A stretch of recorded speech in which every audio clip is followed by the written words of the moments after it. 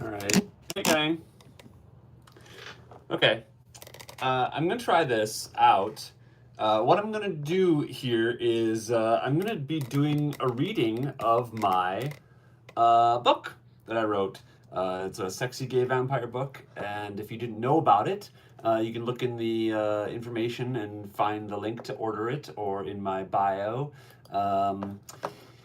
So this is the first time I've done this like this. I tried it the other day, but I was using the front camera, and what I found out is that when you go live with the front camera, it flips the video so that you look like when you're recording it, it looks like you're looking into a mirror, which I think helps you when you're recording it. The problem is the video is flipped from how you normally see me, and I know that when I look at pictures of the way the world sees me, I hate it because of the Bell's palsy, and my face is just very asymmetrical. And so I didn't want everybody else to be looking permanently at the way I see myself, because I know how weird it is. Anyway, so I'm trying this again by using the back camera, but I can't see what you see right now. So I'm going to real quick log onto YouTube with my other account, and just go to this video here and check and see. Yeah, it works pretty good. Looks like it's good.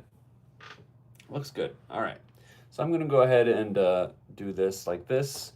This is where my microphone is.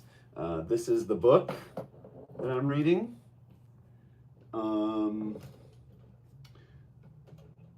But I'm going to be reading a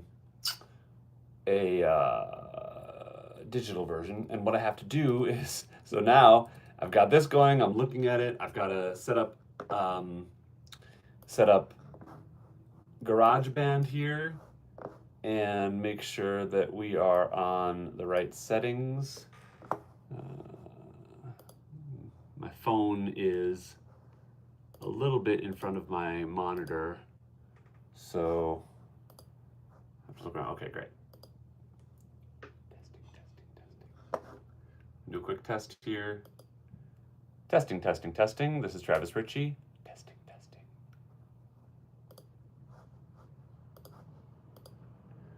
Testing, testing, testing. This is Travis Richey. Testing, testing. Great. All right, and I also need to record a little bit of like official introduction for the book. The audiobook intro. Okay, so I'm going to start recording on GarageBand, and here we go.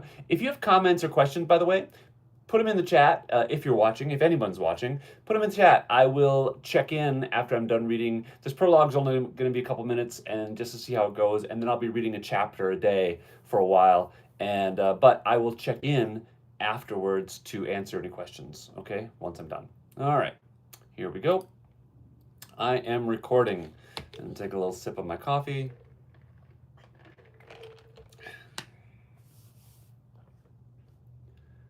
You are listening to The Vampire's Curse, Book 1 of the Decimus series, written by Travis Richey, narrated by Travis Richey, published by Four Horsemen Publications, Incorporated. Copyright, Travis Richey, 2023. All rights reserved.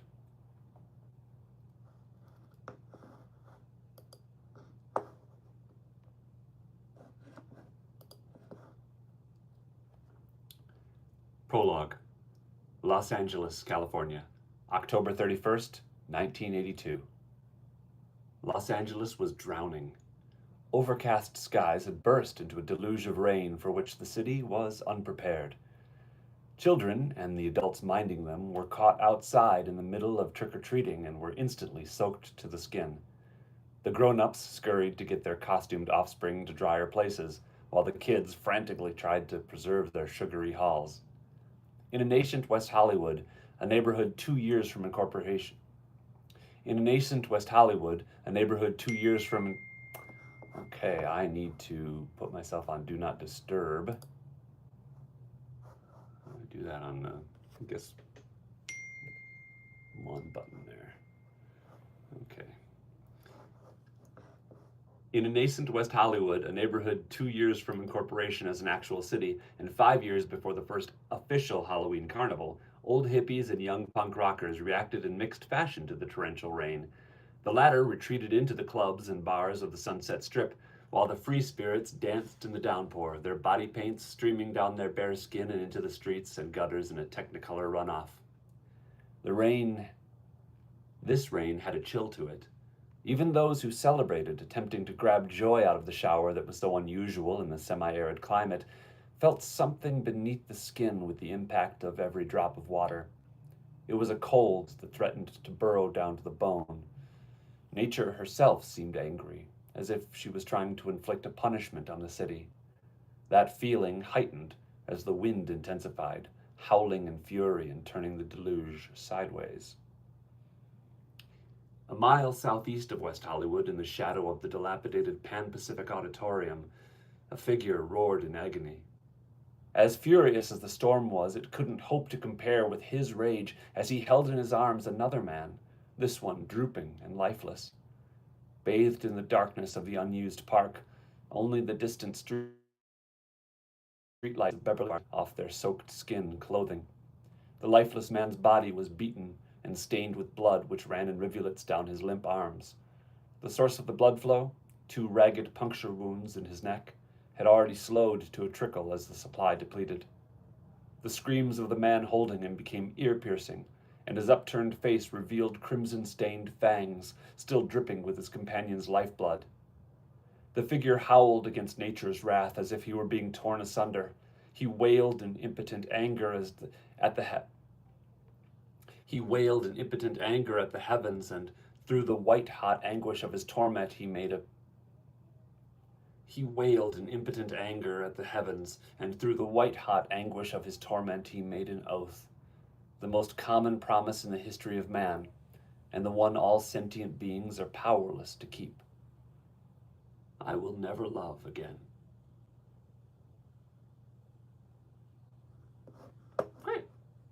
Oh, pretty well. So, yeah, I guess one of the things that you'll see is that as you go, you'll find yourself making mistakes, or I'll find myself making mistakes, and you have to correct for it. And so if you're watching it live, you get kind of a behind the scenes of how many mistakes I make as you read live, but and you won't hear those in the finished audiobook. They'll all be cut out and it'll all be much smoother.